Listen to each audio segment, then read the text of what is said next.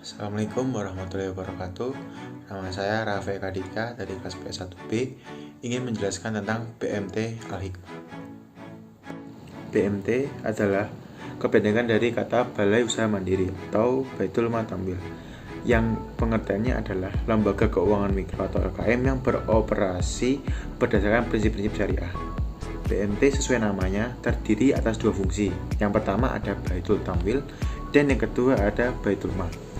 Pada Baitul Tamwil ini atau rumah pengembangan harta ini bertugas melakukan kegiatan pengembangan usaha-usaha produktif dan investasi dalam meningkatkan kualitas ekonomi pengusaha mikro atau kecil dengan antara lain mendorong kegiatan menabung dan menunjang pembiayaan kegiatan ekonomi. Sedangkan Baitul Mal atau rumah harta menerima titipan dana zakat, infak dan sedekah atau lainnya untuk mengoptimalkan distribusinya sesuai dengan peraturan dan amanahnya tentunya. BMT ini disebut juga dengan koperasi syariah atau berfungsi sebagai lembaga keuangan syariah yang berfungsi menghimpun dan menyalurkan dana kepada anggota dan biasanya beroperasi dalam skala kecil atau mikro. Sejarah dari BMT Al-Hikmah ini adalah sebuah lembaga ekonomi swadaya masyarakat yang tumbuh dan berkembang di wilayah Kecamatan Ungaran. Lahirnya BMT Al-Hikmah ini diawali adanya pertemuan tokoh masyarakat yang terjadi di masyarakat Babatan pada sekitar tahun 1998 di Masjid Wahyu Langansari. Melalui rapat yang dihadiri 30 orang ini yang terdiri atas semua anggota pendirinya, tujuan BMT Al-Hikmah ini adalah untuk menciptakan sebuah lembaga perekonomian masyarakat sebagai sarana untuk meningkatkan kualitas sosial kehidupan ekonomi umat Islam dengan sasaran untuk para pedagang dan pengusaha kecil serta masyarakat umum yang berada di lapisan bawah yang membutuhkan modal.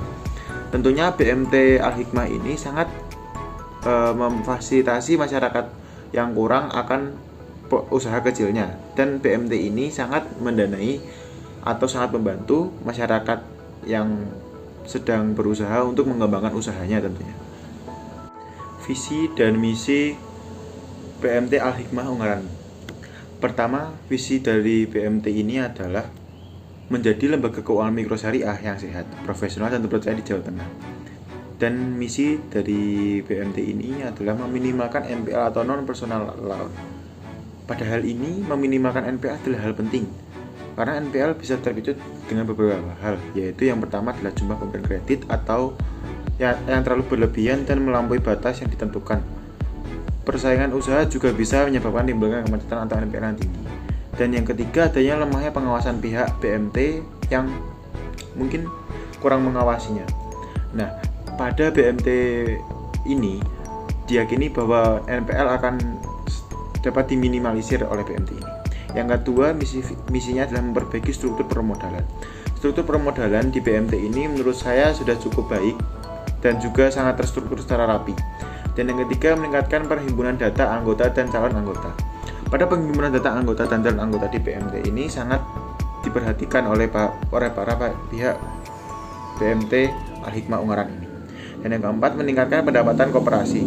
Pada BMT ini peningkatan kooperasi dilakukan dengan cara menjual produk-produk susu perah dari sebagian petani susu dan juga menjual beberapa hasil tani dari seperti padi, gandum dan yang lainnya.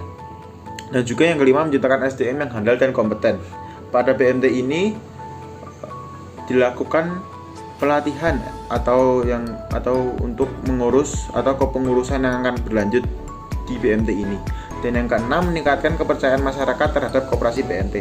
Pada BMT ini sudah melakukan sosialisasi kepada masyarakat khususnya masyarakat Ungaran Timur agar timbul kepercayaan untuk percaya kepada BMT Al-Hikmah ini.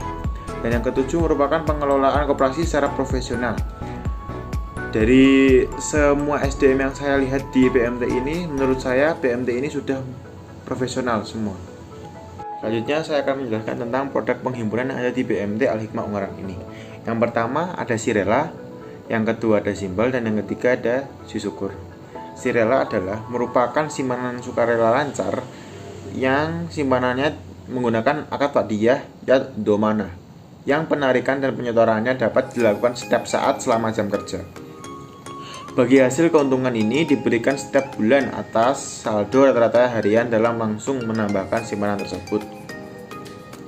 Yang kedua ada simpel atau simpanan pelajar, merupakan bentuk simpanan berkala mudharabah, yaitu simpanan pihak ketiga yang disimpan di BMT dengan harapan BMT dapat memutarkan uang kepada debitur. Simpanan yang hanya bisa diambil pada waktu pembayaran triwulan ini hanya dapat dipersiapkan dengan minimal setoran tabungan sebesar 2.000 untuk pembukaan dan produk lainnya yang sama sebesar 5.000. Dan yang ketiga ada syukur, merupakan bentuk simpanan berkala mudharabah yang simpanan pihak ketiga yang disimpan di BMT dengan harapan yang sama seperti simpel tadi, akan tetapi perbedaannya terdapat pada pengambilannya. Pengambilannya ini hanya bisa dilakukan pada hari raya kurban saja, dan minimal setoran tabungannya pada pembukaan sebesar 5 juta rupiah dan produk lainnya yang sama sebesar 15 juta rupiah. Dan berikutnya ada produk pembiayaan. Pada BMT ini terdapat ada 3 produk pembiayaan. Yang pertama adalah pembiayaan murabahah, pembiayaan ijarah, pembiayaan mudharabah. Dan pada pembiayaan murabahah ini merupakan pembiayaan untuk menyediakan barang-barang kebutuhan nasabah dengan pembayaran angsuran atau cicilan senilai harga perolehan barang ditambah keuntungan markup yang telah disepakati bersama. Sedangkan pembiayaan ijarah adalah merupakan kerjasama yang menyewa barang atau jasa kepada nasabah dengan pembayaran angsuran atau tangguh. Dan pembiayaan mudharabah sendiri adalah merupakan kerjasama antara pihak penyedia dana BMT dengan menyediakan dana penuh kepada pihak pengusaha atau anggota yang bertanggung jawab dalam mengelola dana atau usaha bagi pihak pengusaha. Penentuan bagi hasil berdasarkan kesepakatan bersama tentunya. Berikut ini adalah produk jasa. Layanan jasa ini diperuntukkan bagi anggota yang menginginkan bantuan jasa dari pihak BMT dalam memenuhi kebutuhan anggota, atau dengan layanan gadai barang seperti mungkin bisa menggadaikan seperti perhiasan, handphone, handphone dan macam-macam peralatan elektronik, kendaraan bermotor, laptop atau alat-alat rumah tangga. Nah, pada slide berikut ini saya akan menjelaskan tentang pembagian hasil atau nisbah pada BMT Al-Hikmah ini. Jika kamu pernah berasuransi syariah, pastinya kamu akan pernah mengenal kata nisbah, ya kan? Simpelnya, nisbah ini adalah pembagian hasil dengan cara Islam untuk membagi keuntungan dengan rata dan sesuai. Di sini lebih tepatnya antara nasabah dan pihak bank agar saling membantu satu sama lain. Nah, pada BMT Al-Hikmah ini dari tahun ke tahunnya sangat mesejahterakan anggotanya. Hal ini dapat dibuktikan pada tabel di atas, di mana pada 6 bulan pertama BMT ini sangat persentasenya BMT dulu 60%, habis itu ke anggotanya 40%. Dan juga waktu setelah 12 bulan atau setelah 1 tahun, BMT ini menyamaratakan bagi hasilnya menjadi 50-50. Dan juga pada 2 tahun setelahnya, BMT ini menerapkan bagi hasil yang lebih menguntungkan ke keanggotaannya, di mana tujuannya agar nasabah dan keanggotaannya semakin betah untuk berlangganan atau bertransaksi di BMT ini, karena sistem bagi hasilnya yang semakin tahun atau dari bulan ke bulan semakin bertambah persentasenya untuk anggotanya. Berikut ini adalah profil dari KSPS BMT Al-Hikmah ini, yang nama koperasinya adalah KSPS BMT Al-Hikmah dan yang dimanajeri dengan Bapak Muhari S. Sarjana Agama, dan juga beralamat di Jalan Jenderal Sudirman nomor 12 Mijen Gedang Anak, berkecamatan di Ungaran Timur, Kabupaten Semarang. Silakan jika Anda berminat dengan apa yang saya sampaikan tadi, dapat menelpon yang sudah disediakan di atas saya ini. Sekian dari saya, kurang lebihnya mohon maaf. Wassalamualaikum warahmatullahi wabarakatuh.